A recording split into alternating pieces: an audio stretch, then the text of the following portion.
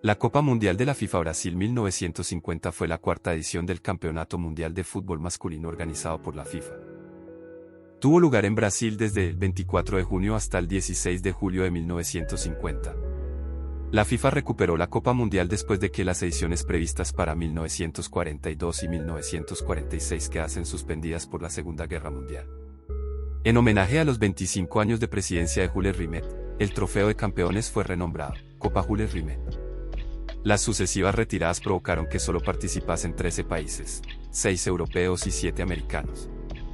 Destacaron especialmente el regreso de Uruguay, ausente en los dos últimos torneos, y el debut de Inglaterra luego de que las federaciones británicas reingresasen en la FIFA. Debido a su formato de competición, usado solo en esta edición, la Copa Mundial de 1950 fue la única en la que no se celebró una final. En la fase preliminar los 13 participantes se dividían en 4 grupos para enfrentarse todos contra todos en una vez. Los ganadores de cada grupo, Brasil, España, Suecia y Uruguay, pasaban después a una liguilla de 4 bajo el mismo sistema, de la que saldría el campeón. El balón oficial fue Duplo-T, fabricado por una compañía local. La Copa Mundial de 1950 es especialmente recordada por el Maracanazo, nombre por el que se conoce a la victoria de Uruguay sobre Brasil en la última jornada. A los brasileños les bastaba con un empate gracias a sus cómodas victorias contra españoles y escandinavos, mientras que a los charrúas solo les valía ganar. Sin embargo, saltó la sorpresa, a pesar de que Friaca adelantó a los locales, los visitantes remontaron gracias a sendos tantos de Schiaffino y Guicchia. Con el marcador final de 1-2, Uruguay ganó su segunda Copa Mundial e igualó a Italia en el palmarés de ese entonces. La Segunda Guerra Mundial provocó la suspensión de la Copa Mundial de 1942, para la que habían presentado candidatura la Alemania nazi, Argentina y Brasil. La decisión de quién la albergaría estaba prevista en un congreso de la FIFA a celebrar en junio de 1938, pero su presidente Jules Rimet lo postergó a 1940. El estallido del conflicto un año antes hizo que todo quedase en suspenso, sin saber cuándo se volvería a retomar. Cuando la guerra terminó en 1945, la FIFA quería reanudar la Copa Mundial tan pronto como fuera posible y programó un congreso para el año siguiente en Luxemburgo. Allí se planteó que Suiza acogiese la cuarta edición, prevista en principio para 1949, al ser una economía boyante. Esta propuesta no era posible a corto plazo porque el país helvético no contaba con estadios suficientes para un evento internacional. Brasil dio un paso al frente para solucionar la falta de sedes y presentó un proyecto muy parecido al de 1942. Su presidente, Getúlio Vargas, se garantizó el apoyo del líder argentino Juan Domingo Perón siempre y cuando el siguiente evento en América fuese organizado por el país andino. Además, propusieron que la Copa Mundial se celebrase en 1950 para garantizar el mayor número posible de participantes. El 25 de julio de 1946, los dirigentes de la FIFA eligieron por unanimidad las únicas candidaturas presentadas, Brasil para la edición de 1950 y Suiza para la de 1954. También se aprobó que el trofeo fuese renombrado Copa Jules Rimet, en homenaje a sus 25 años de presidencia, y el reingreso en la FIFA de las 4 federaciones británicas. En total, se inscribieron 34 selecciones a la fase de clasificación para 16 plazas. Los campeones de la última edición, Italia, y el anfitrión, Brasil, clasificaron automáticamente, por lo que quedaron en juego 14 cupos directos. Previamente la FIFA había decretado que Alemania y Japón no podían jugar por su papel en la Segunda Guerra Mundial como potencias de ley. En cambio, Italia sí fue admitida gracias a su dirigente Ottorino Barassi, presidente de la Federación Italiana, quien había custodiado el trofeo de la Copa durante el conflicto. La Unión Soviética no quiso tomar parte. En Sudamérica, sorprendió la baja de Argentina aduciendo discrepancias entre la Asociación del Fútbol Argentino y la Confederación Brasileña de Deportes. Las beneficiadas por su salida fueron Bolivia y Chile, rivales de grupo. Del mismo modo, Uruguay y Paraguay regresaban luego de 2 ediciones ausentes por las salidas de Perú y Ecuador. Colombia fue expulsada de la FIFA en 1949 bajo la acusación de mantener una liga pirata. Las 4 asociaciones del Reino Unido, Inglaterra, Escocia, Gales e Irlanda del Norte, jugaron por primera vez la fase clasificatoria luego de su reingreso en la FIFA. En este caso, se permitió que la edición 1949.50 de su campeonato propio, el British Home Championship, sirviese como grupo clasificatorio con 2 plazas directas. Inglaterra y Escocia llegaron a la última jornada con las 2 primeras plazas aseguradas, aunque la Federación Escocesa había prometido antes del torneo que solo viajaría a Brasil si eran campeones. al no dar resultados insalvables.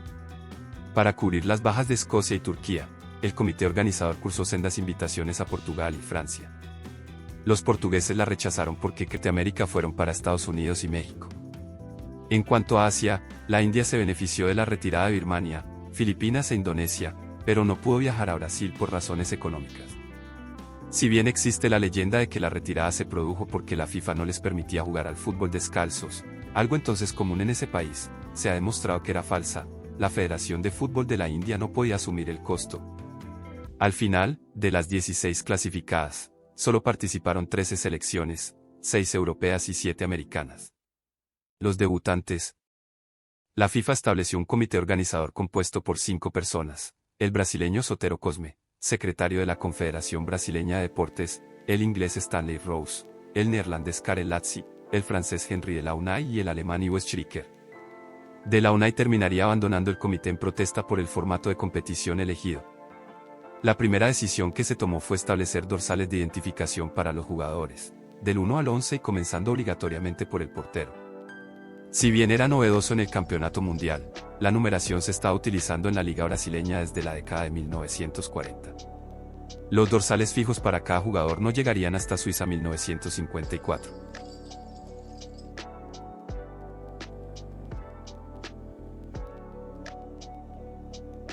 Formato de competición.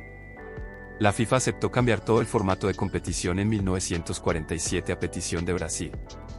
En vez de jugar una fase eliminatoria como en las dos últimas ediciones, los 16 participantes previstos se dividirían en 4 grupos de 4 equipos cada uno. En cada uno se enfrentan una vez entre sí, por el sistema de todos contra todos, y solo pasará ronda el campeón de grupo. La novedad llegó en la fase final. Por primera y única vez en la Copa Mundial, se celebraría una liguilla entre los 4 campeones de grupos, a todos contra todos en 3 jornadas. La última parte de la propuesta dividió al comité organizador, pero los brasileños les convencieron de que aumentaría tanto la emoción como la recaudación. La edición de 1950 fue, por lo tanto, la única de la historia en la que no se celebró una final, si bien el Uruguay contra Brasil de la última jornada terminó siendo el partido decisivo. Un año más tarde, en el Congreso de Londres, la FIFA decidió hacer el sorteo de los grupos antes de que se jugaran las clasificatorias. Esta medida terminó siendo un quebradero de cabeza porque varias selecciones se retiraron antes de la inauguración. La FIFA fue incapaz de cubrir sus huecos, y al final los 13 participantes se dividieron de la siguiente forma: 2 grupos de 4, 1 de 3 y el último con solo 2.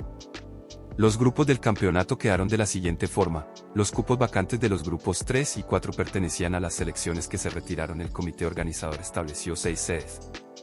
En la capital Río de Janeiro se construyó el Estadio Maracaná, que en aquella época presentaba el mayor aforo de la historia, 183.000 espectadores en sus gradas. Eso suponían 50.000 localidades más que Hampden Park, Glasgow, Escocia, y 5 veces más aforo que el siguiente estadio local, São Januário. El gobierno carioca planteó una obra de tal magnitud para demostrar el potencial económico de Brasil a nivel internacional. Fue un periodista deportivo, Mário Filho, quien convenció a la opinión pública de que el nuevo recinto debía levantarse en el barrio de Maracaná. Las obras no comenzaron hasta el 2 de agosto de 1948, con menos de 2 años de plazo, y se emplearon 10.000 obreros. Maracaná fue finalmente abierto el 16 de junio de 1950, una semana antes del inicio de competición, a pesar de que algunas partes aún no estaban acabadas. La inauguración oficial llegó el 24 de junio, en el primer partido de Brasil. La segunda sede más importante fue Sao Paulo, ciudad más poblada del país y centro financiero. El estadio Pacaembu, abierto en 1940, vio duplicado su aforo hasta los 60.000 espectadores para ser subsede de la fase final. Las restantes estuvieron condicionadas por la presión de los gobiernos estatales al comité organizador, que tuvo que ampliar el número de sedes. Los estados de Paraná, Río Grande del Sur y Minas Gerais consiguieron que sus capitales, Curitiba, Porto Alegre y Belo Horizonte, fuesen aceptadas.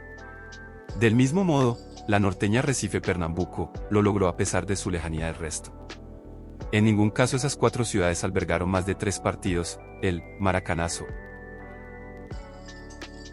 causó una tremenda conmoción entre los brasileños, que no esperaban perder su propia Copa Mundial. Los aficionados salieron de Maracaná llorando y en Río de Janeiro apenas se registraron incidentes reseñables. Durante los días siguientes, los periodistas y responsables deportivos del país se dedicaron a analizar las causas del resultado. La obra de referencia es el libro Anatomía de una derrota, obra de Paulo Perdigão, que menciona que el gol del uruguayo Viquia sigue siendo el gol más famoso de la historia del fútbol brasileño, porque ningún otro trascendió su estatus de acontecimiento deportivo. Entre las causas de la derrota brasileña, suele apuntarse a la preparación previa y la enorme presión social. El seleccionador Flávio Costa trasladó la concentración en la fase final al Estadio São Januário, donde sus jugadores no dejaban de ser interrumpidos por políticos, patrocinadores y otras personalidades. La estrella Sissino también echó la culpa al sistema táctico, incapaz de contrarrestar el juego uruguayo. Algunos futbolistas fueron usados como cabeza de turco para explicar la derrota. El caso más relevante fue el del guardameta Moacir Barbosa. Muchos le criticaron el resto de su vida por no haber detenido el disparo de Guille. En una entrevista llegó a declarar: "La pena máxima en Brasil por un delito son 30 años, pero yo he cumplido condena durante toda mi vida por lo que hice". Bigode y Juvenal Amarijo, también señalados, no volvieron a la convocatoria nacional. Pese a todo, Flávio Costa fue uno de los primeros en señalar que el Maracanazo sería un punto de inflexión para el fútbol brasileño, algo que con el paso del tiempo se ha demostrado. El primer título intercontinental de Brasil fue la Copa Mundial de 1958, y desde entonces ha evolucionado hasta convertirse en una potencia mundial de este deporte. Gracias por ver el video. Suscríbete y comenta, ¿qué te pareció el video? Gracias. Pura vida.